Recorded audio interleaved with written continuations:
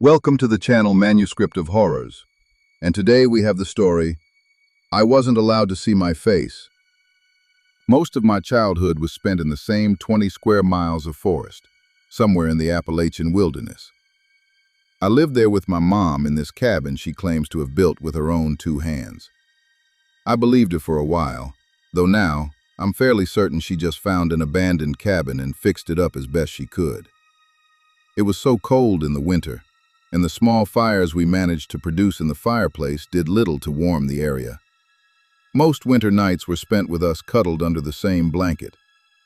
During the summers, the cabin was so humid that you could see the wood sweating.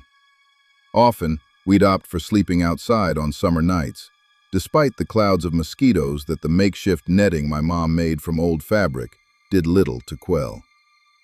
The multitude of bug bites was preferable to waking up dehydrated from sweat, though. Our days back then were mostly spent with my mom hunting for small animals to cook and eat, while I gathered firewood and picked berries. On rare occasions, we would take breaks and spend the day singing songs or reading from the handful of books she had. However, we needed to survive, and that meant working hard to ensure we had food and fresh water. My mask made foraging more difficult than it should have been. I constantly had to pull at the white cotton sheet to fit the eye holes over my eyes, and it would often become drenched in sweat within an hour. The only time I ever took off my mask was when my mom bathed me. I would often try to catch my reflection in the water, but it was never clean enough. I wondered if she'd ever seen my face. She would have had to have seen it the day I was born, right? I learned early on not to ask my mom questions that involved the masks or my face. The only answer I ever received was that if I took off my mask in front of someone, something bad would happen. If I pushed any further, she would say, "I'm your mother, and you should trust that I know what's best." And I did, for a long time. My mother was my whole world, and I loved her as much as a boy could. We spent most of our time together, and I have mostly happy memories of her. Of course, there are bad memories sprinkled in there, with some being downright horrible. I recall once when I was somewhere between 4 and 6, I was playing outside in our garden. Mom was on the other side of the yard doing laundry while I hopped through the soft dirt, stepping on any pests I saw. Looking at their guts on the underside of my shoes every time I stepped on one filled me with a sense of satisfaction, knowing I was aiding in our survival in a small way. I'd made my way to the end of the garden when I noticed the rabbit cage. Mom had kept several she'd caught in traps to breed for meat. She told me not to get attached to any of them, as we'd be eating them all at some point. But of course, I'd given them all names, and loved sticking my fingers in the cage to feel their soft fur. One of the females, whom I'd named Daisy, after a character in one of my mom's books, was staring at me. She chewed on whatever vegetation she had in her mouth as I approached. She didn't scurry or hide like all the others in the cage, instead continuing to look me in the eyes. The curious way she watched me made me smile underneath my mask. We looked at each other for a while before I got the sudden urge to untie the twine from my neck. It fell to the ground, and I slowly pulled the mask away from my face. Daisy continued staring as I moved my bare face closer to hers. A warmth fell over me as she stared. The feeling of having someone, even a small-minded creature like a rabbit, see my real face was almost euphoric. The rabbit didn't cower as I thought it might upon seeing my face. The way my mom pushed to keep my face hidden made me think there was something horrible about it. But if there was, Daisy didn't care. She didn't look at me any differently than she might my mom or one of the other rabbits. It made me smile brighter than I ever had. "Nestor!" called my mom from around the corner. I struggled to grab my mask from the ground and throw it back on my face, but it was too late. Mom grabbed me by the shoulder while staring at the sky and smacked the back of my head hard enough to make my vision blur. "Put your mask back on right now!" she cried. I did as she asked, and she pulled me away from the scene, leaving Daisy still staring in the spot where I'd been standing. We had Daisy for dinner that night. Mom didn't have to tell me, as I'd seen her take Daisy from the cage from my bedroom window. I listened to her frantic squeaks before Mom likely broke her neck, as was her common method for killing our dinner. Daisy lay in a charred pile in the center of the table that night. Mom pulled off one of her legs and threw it on my plate. "Eat," she said. Tears soaked the inside of my mask as I pulled down the mouth hole a bit so it sat as close to my mouth as I could get it. I picked up Daisy's leg and brought it to my lips.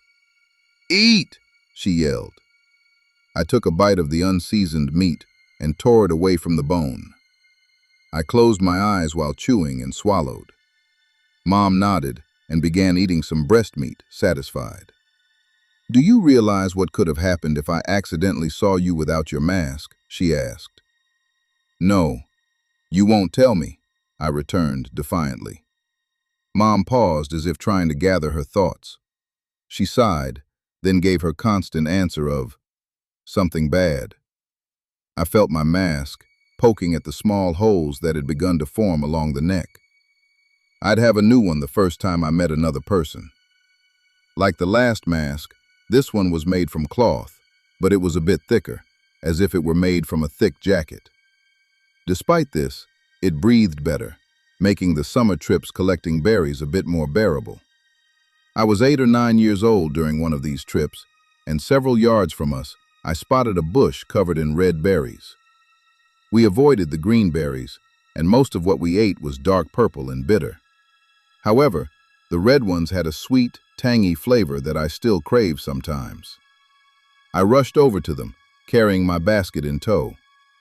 I hadn't gotten used to my long legs and arms from my growth spurt earlier that year, so I awkwardly flopped around before reaching the bush.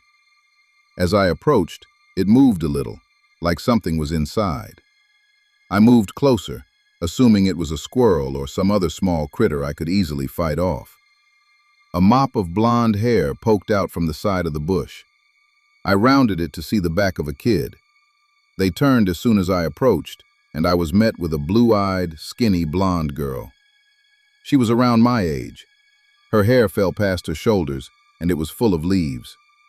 The dirt stains on her clothes and scratches across her bare legs told me she's been in the woods for a while. "Hi," the girl said with a bright smile. I backed away a bit. "Why are you wearing a mask? Are you a superhero?" she asked with a mocking laugh. "Superhero?" I asked. "Yeah," she returned before reaching into her back pocket and pulling out a rolled comic book. She handed it to me, and I saw Spider-Man written on the front. It was the first time I'd ever seen anyone else in a mask, though his was a lot cooler than mine. "You should wear one like him instead," the girl said. The sound of leaves crunching sounded behind me, and I saw my mom approach with her bow and arrow. Her eyes widened when she noticed the girl. "Hello," the girl said. I watched my mom's hands shake as she held the bow and arrow tightly against her side. Another sound came from behind the girl, and Mom quickly lifted the weapon. It was a man with a large brown beard. He spotted my mom instantly and threw his hands up in submission while slowly moving in front of the girl. "Who are you?" Mom asked. Hello," he said. "I'm Monty, and this is my daughter, Jamie. We're camping nearby. Sorry, I didn't know we were on someone's property." Mom refused to lower the bow and arrow. "You need to leave." "Is this your property?" the man asked. Mom bit her lip, and her arms started to shake. "Yes," she said. "Would the parks office confirm that if I called?" he asked. Mom lowered the bow a little. "Jamie, why don't you go find some firewood?" he said. "But Dad—" "Go!" Jamie pursed her lips and glanced at me before stomping away. "Look, if you're this deep in the woods, I assume you're hiding from something just like we are," he said to my mom before looking at me and raising his eyebrow. "We don't want any trouble, and I don't care what you're doing out here, honestly." "See that tree?" Mom said, pointing to the tallest one in the area. "Don't cross it again, you or your girl." "You got it," Monty said with a smile, and with that, my mom lowered her weapon. "I was just bluffing, by the way. I ain't got a phone. Too easy to track." Mom grabbed me by the arm and pulled as we started walking back home. "If you ever want to trade some of your kills, let me know," he said. "We've got plenty of beans and rice." Mom ignored him. "We're in the RV down the trail about 2 miles, he called. I looked back and saw the girl waving. I didn't stop looking until they disappeared in the distance. I helped Mom gut the rabbit she'd caught for dinner, holding the bag for the innards as she ripped them out of the small creature. She hadn't said much since we met the father and daughter in the woods, and I couldn't tell if she was concerned or mad. I knew I should avoid bringing it up, but couldn't help myself. "I thought you said there was no one else in these woods," I said as she placed a handful of viscera into the bag. "There weren't," she said, "and I need to figure out a way to get rid of them." "Why?" I asked. "They didn't seem dangerous." She paused. "Everyone is dangerous, Nestor." I dropped my head and stared into the bag for a while, not meaning to. My eyes got lost in the red and pink mixture that slid with every slight movement. The image of the girl popped into my head and wouldn't seem to leave. "You're thinking about her, aren't you?" Mom asked. Over time, I've learned many moms have this ability to predict exactly what their child is thinking, or at least offer a good guess. "She was around your age." I looked at my mom, then back into the bag. She dropped the rabbit onto the wood slab and knelt in front of me. "I know you're lonely, but you know it has to be this way," she said. "But why?" I asked. "You never tell me." "I tell you that you need to trust me," she said before standing back up. "And that should be the only explanation you need." It wasn't, though. I don't know if it was the fact that my mind was changing in adolescence or I'd finally had enough, but I'd already started thinking of ways I could sneak away and meet that girl again. "I know what will make you feel better," Mom said before taking off her blood-stained gloves and going inside. She came back out a few minutes later, holding something behind her back. She stopped in front of me, and my hand started to shake with excitement. I'd never gotten a gift before and never expected one. The feeling of excitement was something I hadn't had much experience with.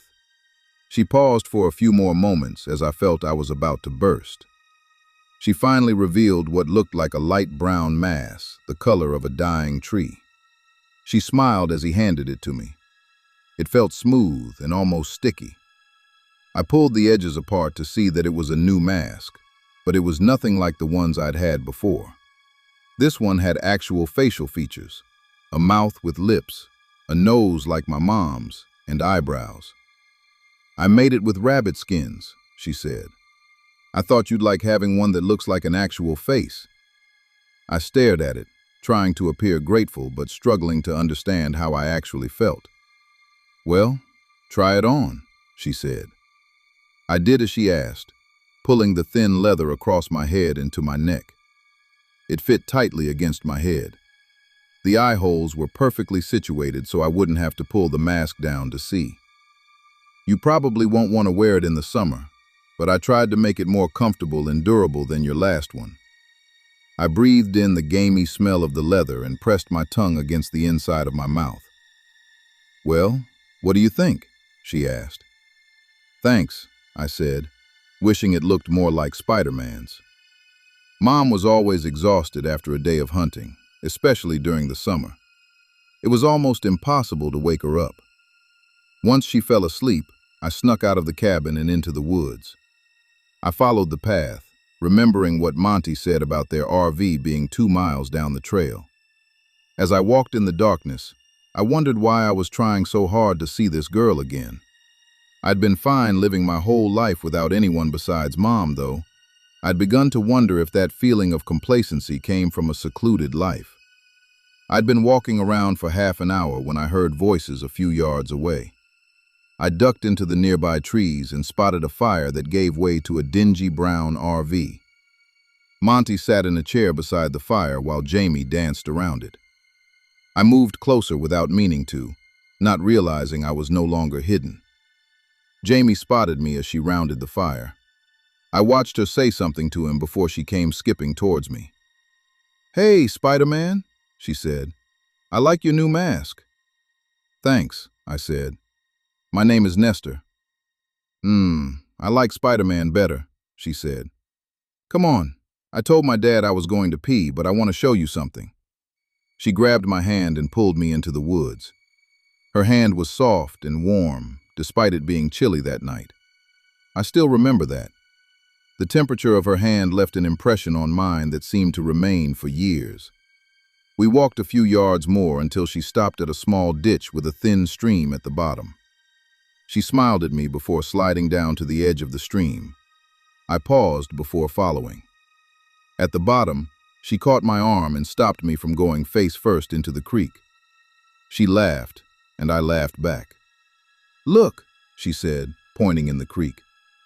I scanned the surface of the dark water, unsure of what she was pointing at. "Tadpoles," she said with excitement. I looked again, and in the moon's reflection, I saw tiny black dots swimming near the edge of the creek. "They'll grow legs soon," she said. "That's what I learned in school. Do you go to school?" I shook my head.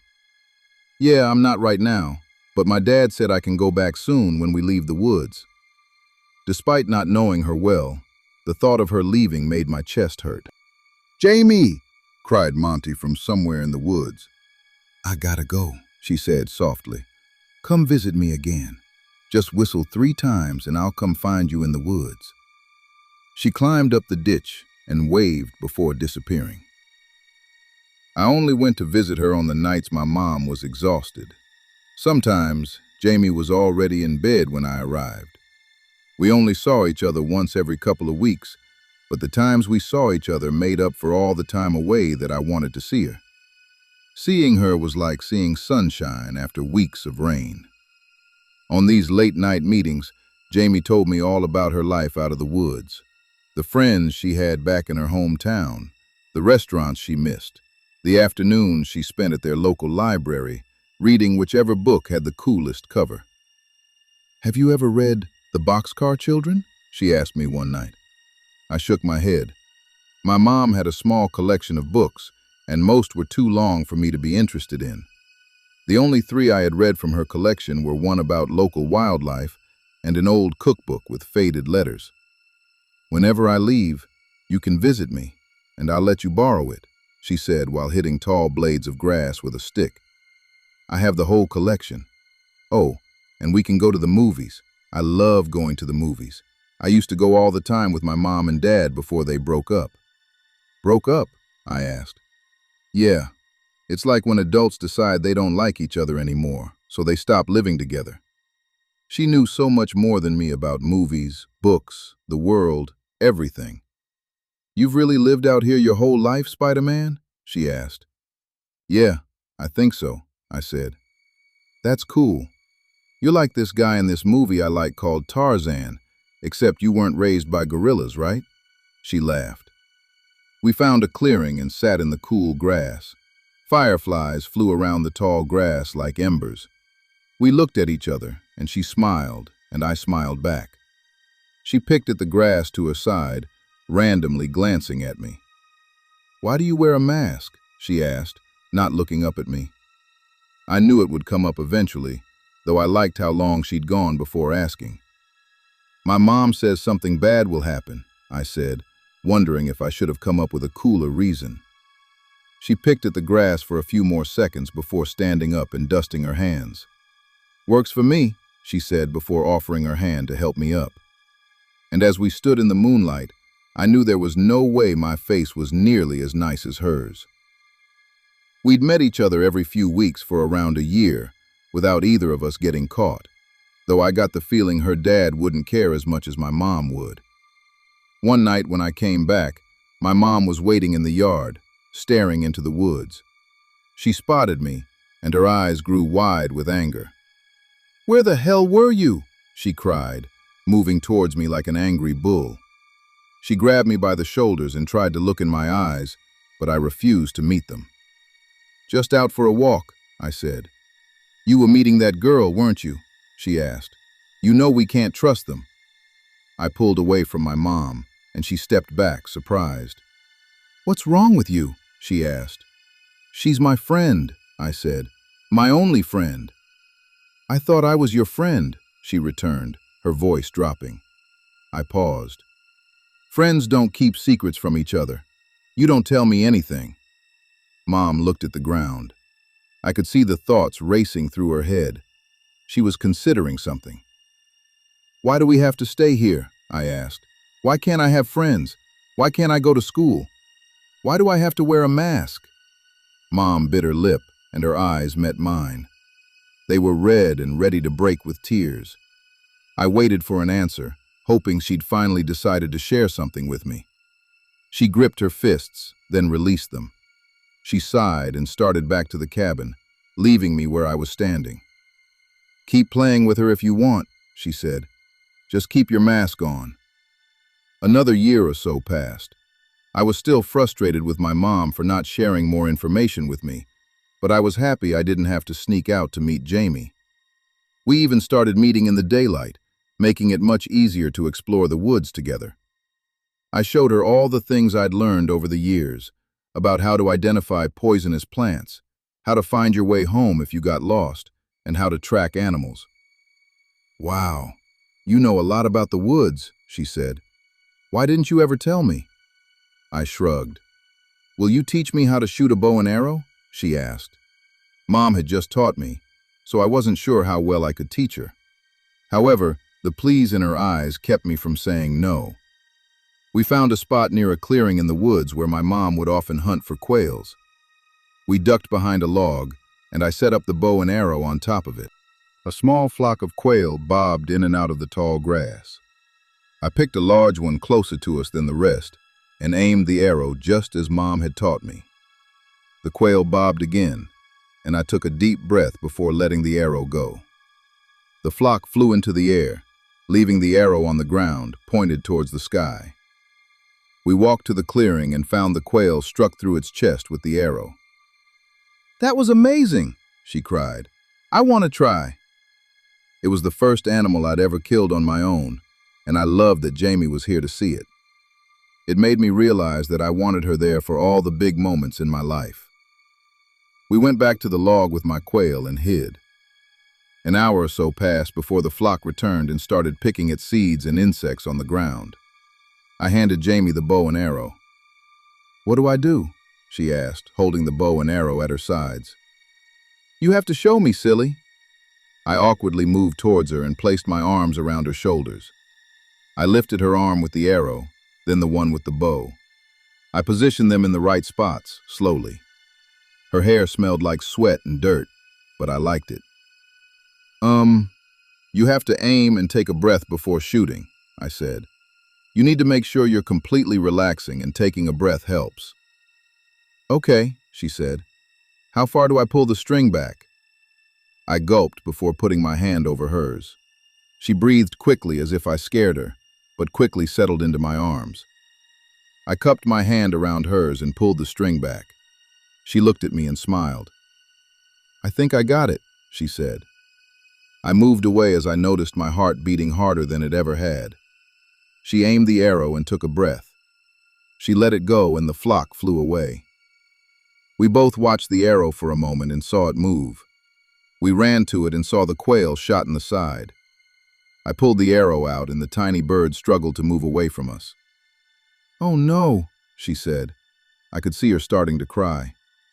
It's okay, I said, picking up the quail and holding it between us. Do you think we can help? Before she could finish her thought, I twisted the bird's neck and it went limp.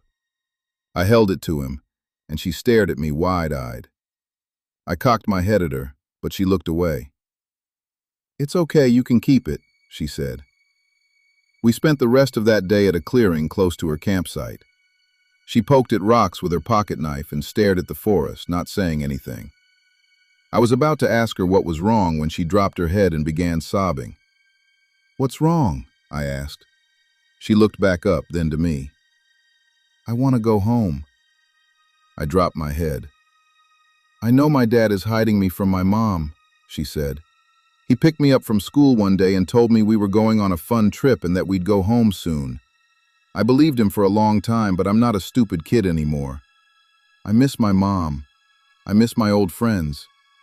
I know she didn't mean to make me feel bad, but hearing all this hurt. I thought she was happy out here with me, that all we needed was each other. "I want to leave," she said, "and I want you to go with me." I sat back. "What? I can't leave." She pursed her lips and set her head on her knees. "Why do you wear that mask?" "I have to." "Because your mom says." I paused, then nodded. "Your mom's lying, just like my dad is. I bet you $1 million nothing will happen if you take off your mask right now." She moved her hand towards me and gripped the neck of the mask. I pulled back and she let go. She paused and tried again, and this time I allowed her to untie the twine. Everything seemed to move in slow motion as she gently pulled upwards on the mask, careful to avoid yanking too hard around my nose and eyes. Everything went black as the last bit of the mask traveled up my face, but then Jamie's smiling face greeted me with the sun behind it. We stared at each other for several moments. "See? Nothing," she said. "And you don't have any hideous scars or anything." "Really?" I asked. She shook her head, then leaned in, kissing me on the lips. My eyes widened in surprise for a moment, but I quickly relaxed as it felt right. Perfect. She pulled away and smiled again. My smile was so big my cheeks started to hurt. "Let's leave. Tonight," she said. "Tonight?" She nodded. "I can grab food and stuff to last us a while, and you can use your forest knowledge to lead us back to the road. Some adults will have to pick up some kids they see on the side of the road. I'll tell them where my mom lives and we can go back there." "Your mom would let me stay?" I asked. She nodded.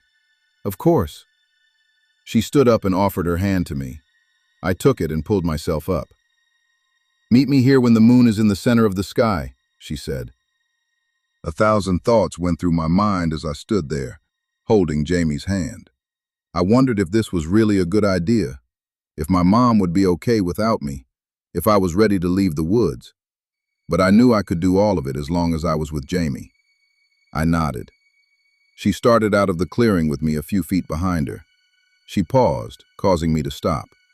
She stood still for several seconds with her arms at her sides, the pocket knife in her hand shaking.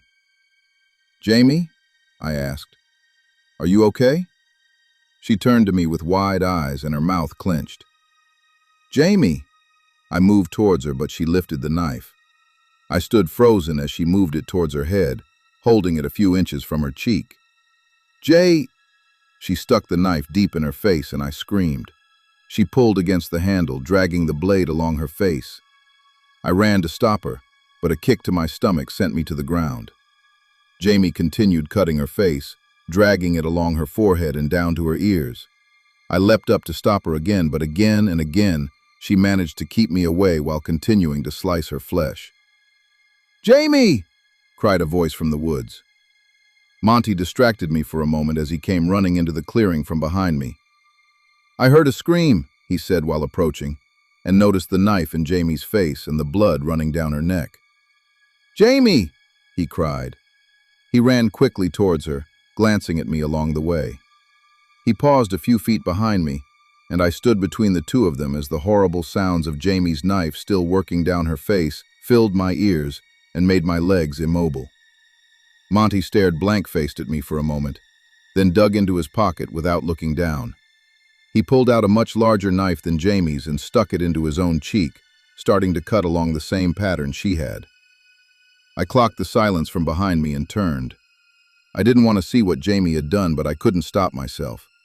My brain wanted to leave as quickly as I could, but something buried deep told me to look. I looked upon a bloody mess of musculature. Her eyelids were still there, though she didn't blink. Her nose was gone, as were her lips, revealing 2 rows of small teeth. The sounds of Monty continuing to slice sounded behind me as my eyes traveled down Jamie's body. At her side, I saw what was left of her face. She lifted her arm and held it up to me. It looked like a... I wanted to scream, but couldn't. Instead, I ran. I ran as fast as I could back to the cabin, pulling my mask back over my face along the way. Mom was peeling the husks from some corn when I ran into the yard. I stumbled to the ground and she ran over. The inside of my mask was soaked with tears, and I was having trouble breathing in it. "Nestor, what's wrong?" she asked, kneeling in front of me. Her fingers drifted to the untied twine at the bottom of my neck. "Oh no," she said. Did she see your face?" "They're still alive," I said. "We can take them out of the woods." "It's too late for them, son. I'm sorry." I cried violently for another few moments, then looked at my mom. "When you said something bad would happen if someone saw my face, you didn't mean something bad would happen to me, did you?" I sat in the kitchen while Mom brought me a cool glass of water. I could tell she was stalling, but I didn't care. Everything was wrong, and nothing she said would make it better. She sat in front of me and grabbed my hand. "I didn't want to tell you. I hoped I would never have to." She looked from side to side, then at me. "In the town I grew up in, this small place on the other side of the woods, there were stories of things in the forest, things that only showed themselves when they wanted to be seen. Spirits, ghosts, monsters. Natives had a name for this particular brand of spirits that I can't remember," she continued. "Us in town always just called them face stealers." My heart stopped beating for a moment. "Folks said if you looked at their faces, they would take yours. All us kids figured they were just stories meant to keep us from wandering too far into the woods. That's what adults do, right? Tell kids fibs to keep them from getting hurt? That's what I learned to do, Nestor, and I'm wondering if it was right. I'm wondering if I should have just told you this stuff from the beginning." She sighed. I wanted to say something, but my mind couldn't find the words. "I went most of my life believing that there was no such thing as magic, and things were only the way you saw them," Mom said before pausing and looking at me. "One day I was walking in the woods, just trying to clear my head. I might have wandered farther than I should have, but I grew up around the trees. I knew how to find my way back. As I was fixing to turn around, I noticed a man a few yards away from me, off the trail. I didn't think nothing of it at first. Figured he was out hunting or something like that. But when he turned to me, his face was missing, cut clean off. Took everything except his teeth and ears. My hands started to shake. I didn't want to believe anything she was saying, but the image of Jamie's skinless face refused to leave my head. I started walking backwards thinking, this man must have lost his mind. But it started to occur to me that maybe all those stories I thought were bullshit actually had some truth to them. She looked at me, then away. It was the first time I'd ever heard her curse. I kept moving away from the man when I saw this small body facing away from me, a few yards away, off the trail. A kid, no older than 2 or 3, completely naked in the woods by themselves. I walked towards them, thinking they might be in danger from the man. Then, I saw it. A clump of skin on the ground in a pile like some fucked up anthill. The holes for his eyes were the only thing I saw before turning away. I didn't know what to do. I thought about just leaving you out there, but then you started to cry. A painful cry that broke my heart. I couldn't have kids of my own, but... She swallowed her saliva. I wrapped my outside shirt over your head and picked you up. And when you wrapped your tiny arms around my neck, I knew that I had to protect you. So I just kept walking deeper and deeper into the woods, not knowing what to do but hoping I'd figure it out along the way. She answered the first question I had without me having to say anything. "I don't know who left you there or why," she said. "I wondered if your real parents would ever come looking for you, and maybe that's partly why I wanted us to stay as hidden as we could." Her eyes drifted to me. There was a long, heavy silence. "Nestor," she started, "I don't want to ask, son, but I think I have to. When your friend did what she did you like it?" Of course I didn't like it, I thought as I wandered back through the woods. I didn't have time to examine my emotions at the moment, though. I thought I was terrified, but had I confused excitement for terror? The sun was beginning to set when I made it to the spot where Jamie and Monty lay. They were both on their backs, their bodies still against the bright green grass. I warily approached, not wanting to see what had become of their faces, but unable to stop myself. I stopped just shy of their bodies and noticed something on the ground. A small mound of pink flesh stared back at me, and I knew it was her face. I didn't move for a few moments, my stomach turning at the idea of what her face might look like detached from her body. Still, I moved towards it, seeing a few insects had begun picking away at the flesh. I picked it up, dusting the small creatures away while feeling the softness of the flesh between my fingers. As the stinky blood coated my palms, I felt the side of my mouth begin to curl into a smile. I gasped and dropped Jamie's face before running away from the scene, wiping the blood from my hands onto my pants. I sat in my room staring at the wall for a long time. My body still buzzed from the feeling of Jamie's face between my fingers. The fear and sickness had all disappeared, instead replaced with an elation I'd never experienced. My body felt light, and the constant fear and anxiety that usually filled my brain had gone away. I felt confident and more intelligent, though it seemed impossible at the time. I sat with the feeling, not wanting it to leave. However, when it did, I felt worse than I ever had.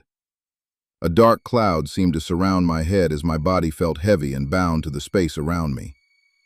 The realization that I would never see my best friend again came rushing into me. And the guilt of knowing I had caused her death made me wish I were the one lying lifeless in the grass instead of her. I cried for the next few hours until it felt like I had no tears left. My mom had come by to check on me several times, but avoided coming into my room. "Just let me know if you need something, okay?" she asked once. I heard her move to her room and shut the door. She never closed her room at night before that day. I could tell there was something different about her, and it had become more evident over the next few days. She no longer walked around the house like an authority figure, but more like someone trying to avoid eye contact with a mean dog. She never brought up the incident again, and I was thankful for it. The guilt of killing Jamie never went away, though neither did the remembrance of that ecstasy I experienced afterwards. It created a temptation in me to go out and find someone else to whom I could show my face. It became a regular craving. Usually, it was more like one might crave sugar after going a long time without any. But some nights, it was almost comparable to starvation. It became so bad that one day, I saw my mom working outside, busy and distracted with chores. I approached from behind and started removing my mask without thinking. My mom heard me approach and spun around, dropping the garden hose she'd been using. The look of fear in her face, the woman who'd ensured my survival, who'd loved me despite knowing I was a monster. Seeing her that terrified of me, it almost hurt worse than Jamie. Mom slept with a chair against her door that night, and for most nights after. While she was sleeping one night, I snuck into her craft room, spotting a large needle she used on leather. I grabbed it, taking a thick roll of twine as well. Jamie's face flashed in my mind. First, her face the first time I'd met her, followed by the last time.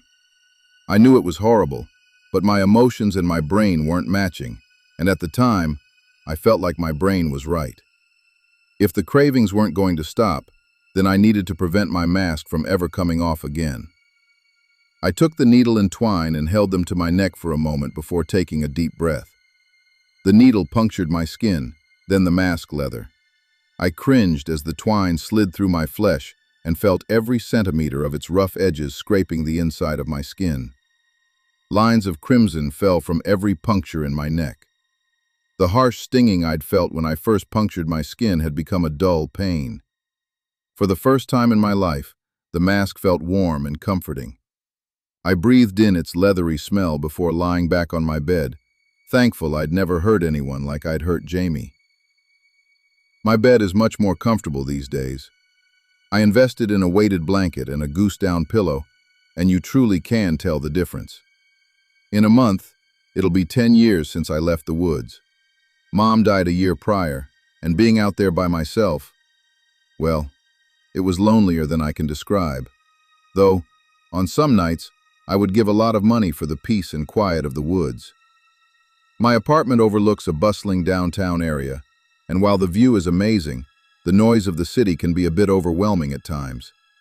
Thank God for the noise-canceling headphones my ex-girlfriend gifted me for Christmas last year. Though it's my day off, I decide to do some cleaning. I never got around to hiring a new cleaner, and the place has become a bit of a sty. I go to the bathroom and look in the mirror for a moment, seeing my night mask staring back at me. It's more lucid than any of the masks I had growing up, but thick enough to prevent me from seeing my actual face. This mask is milky white and made of a thin plastic. It only covers my face, leaving my hair, ears, and neck visible. The scars where I'd sewn that old mask on became a pale white over the years. No one ever asked about them, though. There were only a few people who've ever seen me with my shirt off. Lining the bathroom counter are several other masks, ones I made myself from materials I've collected over the years. I've been perfecting them since leaving the woods.